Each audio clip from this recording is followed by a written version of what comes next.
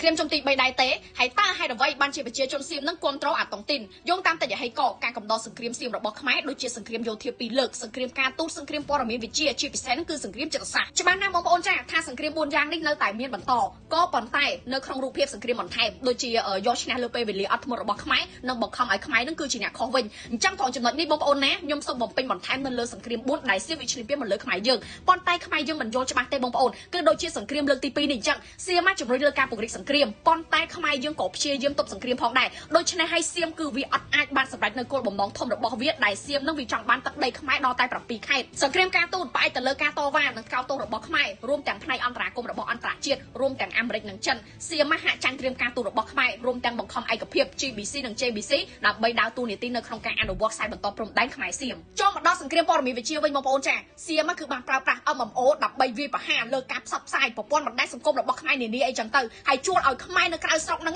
គឺវាប្រហារទៅដល់រាជរដ្ឋាភិបាលរបស់យើងចំណុចនេះក៏បានបណ្ដាលឲ្យខ្មែរយើងហាក់ចាញ់ប្រៀបទៅលើសៀមបន្តិចដែរបងប្អូនចាពីព្រោះថាជឿទៅលើព័ត៌មានរបស់គេពេកបងប្អូនហើយក៏ខ្លាចទៅជាចារកម្មប្រយោជន៍របស់គេនៅក្នុងការផ្សព្វផ្សាយអំពីព័ត៌មានចល័តអាវុធចល័តទ័ពដឹកស្ពាងឬមួយក៏កងទ័ពនិងប្រជាពលរដ្ឋខ្មែរនានាអីចឹងទៅពាក់ព័ន្ធជាមួយនឹងការធានាសុវត្ថិភាពនិងស្ថិរភាពមួយវិញទៀតសង្គ្រាមចិត្តសាស្ត្រចាច្បាស់ណាស់បងប្អូនថាចំណុចនេះខ្មែរយើងហាក់ដូចជាមានការប្រែប្រួលជាខ្លាំងក្រោយពីចម្បាំងលើកទី1ដូចជាការជួយដល់កងទ័ពទុកចិត្តទៅដល់រាជរដ្ឋាភិបាលក៏ដូចជាការប្រើប្រាស់នៃទំនិញរបស់សៀមជាដើមប្រហែលជាមកពីពេលវេលាឬមួយក៏ប្រហែលជាមកពីកាត់ឋានចែកការយកឈ្នះទៅលើសៀមមានតែសង្គ្រាមតែប៉ុណ្ណោះបើសិនជាបងប្អូនគិតបែបហ្នឹងមែនណាអាហ្នឹងគឺជាកំហុសដ៏ធំហើយបងប្អូនចាអញ្ចឹងហើយទៅខ្ញុំនិយាយថាចេះខ្ញុំតែងតែនិយាយដដែលបងប្អូនឲ្យតែសៀមឈ្នះទៅលើពេលវេលានិងឈ្នះលើការដុតឲ្យខ្មែរយើងកាន់តែក្តៅគោលដៅបញ្ចប់សង្គ្រាមដោយសន្តិវិធីគឺជារឿងដែលពិបាកបើខ្មែរយើងមិនធ្វើខ្លួនដោយការសង្គ្រាមលើកទី1ទេមួយវិញទៀតបងប្អូនត្រូវដឹងថាចេះដើម្បីជួយជាតិយើងបានណាយើងត្រូវតែស្គាល់អំពីបញ្ហាជាតិជាមុនសិនបងប្អូនចានិងស្គាល់អំពីកលល្បិចរបស់សត្រូវឥឡូវនេះបងប្អូនដឹងបើចេះឲ្យតែសៀមវាយកឈ្នះលើការអត់ធ្មត់របស់ខ្មែរយើងបាន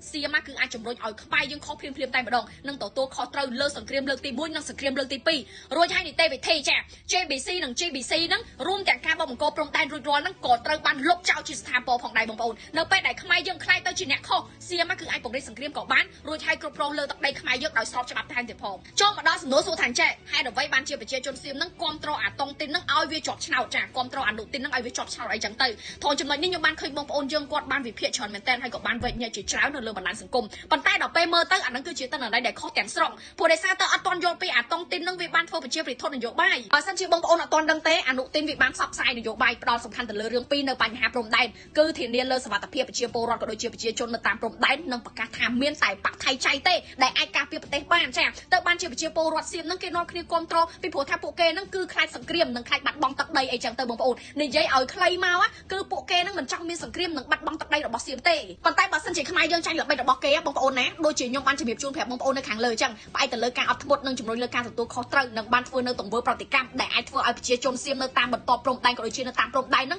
គ្រប់គ្រងអនុទីនវិញភ្លាមតែម្ដងពេលនោះឲ្យបងប្អូនណាសង្គ្រាមជុំទី3អាចផ្ទុះឡើងមកវិញភ្លាមតែម្ដងនិងអាចខ្លាយទៅជាសង្គ្រាមដ៏ធំតែម្ដងបងប្អូនអញ្ចឹងហើយទៅបានជាខ្ញុំតែងតែជម្រាបជូនប្រាប់បងប្អូនថាត្រូវតែជឿទុកចិត្តនិងជឿជាក់ទៅលើរដ្ឋាភិបាលរបស់យើងនីតិវិធីនៅក្នុងសង្គ្រាមទាំងពីរលើកនិងនីតិវិធីដែលមានស្រាប់ដើម្បីសម្រាប់ជាការដោះស្រាយពីព្រោះថាអញ្ចឹងបងប្អូនមធ្យោបាយនេះគឺមានប្រៀបទៅលើសៀមជាងសង្គ្រាមនិងការទាមទារទឹកដីរបស់យើងមកវិញបើសរុបជារួមទៅបងប្អូនណាយើងត្រូវតែស្គាល់ខ្លួនឯងនិងត្រូវស្គាល់សត្រូវដូចគ្នាត្រូវតែស្គាល់អំពីការដោះស្រាយរួចនិងបញ្ហានៅក្នុងពេលបច្ចុប្បន្នរួមទាំងបន្តការដោះស្រាយសម្រាប់នាពេលអនាគតប្រសិនជាយើងមើលឃើញថាអញ្ចឹងយើងពិបាកប៉ុណ្ណឹងបងប្អូនប៉ុន្តែខាងសៀមក៏គេពិបាកដែរបងប្អូនចាមិនមែនពិបាកតែខ្មែរតែមួយខាងទេបងប្អូនបើផ្អែកទៅលើរឿងសេដ្ឋកិច្ចនិងរឿងសួរបាត់ព្រំដែនបន្តបងប្អូនខ្មែរយើងអាចកំដរសៀមបានខ្មែរយើងអាចកំដរសៀមបានបងប្អូនចាហើយខ្មែរក៏ទទួលបានអំពីប្រយោជន៍សេដ្ឋកិច្ចប្រើប្រាស់នៅផលិតផលនៅក្នុងស្រុកយើងផងដែរថងចំណុចនេះបងប្អូនខ្ញុំមិនមែនចេះតែនិយាយឲ្យខ្មែរយើងទ្រាំនោះទេមិនមែនចេះតែនិយាយឲ្យបងប្អូនប្រជាពលរដ្ឋខ្មែរយើងទាំងអស់នឹងគាត់ទ្រាំនោះទេបងប្អូនចាស្ដាប់ខ្ញុំឲ្យបានណាប៉ុន្តែខ្ញុំនិយាយនេះឲ្យបងប្អូនខ្មែរយើងទាំងអស់គ្នាបានយល់ហើយស្គាល់ពីខ្លួនឯងនិងស្គាល់ពីសត្រូវមួយវិញទៀតបងប្អូនអ្វីដែលជាពិសេសហ្នឹងគឺកុំហក់លោតចូលទៅក្នុងរបិចរបស់សត្រូវយើងឲ្យសោះណាបងប្អូនណាពីព្រោះថាអញ្ចឹងបងប្អូននៅក្នុងពេលឥឡូវនេះគឺមានត្រឹមតែបត់ឈប់បាញ់ទេអញ្ចឹងឲ្យតែយើងចាញ់ល្បិចសៀមភ្លាមគឺនឹងផ្ទុះសង្គ្រាមឡើងមកវិញភ្លាមតែម្ដងបងប្អូនចាហើយខ្ញុំឃើញមានខ្មែរយើងសម្បូរទៅដោយអ្នកក្លាហានច្រើនណាបងប្អូនចាគ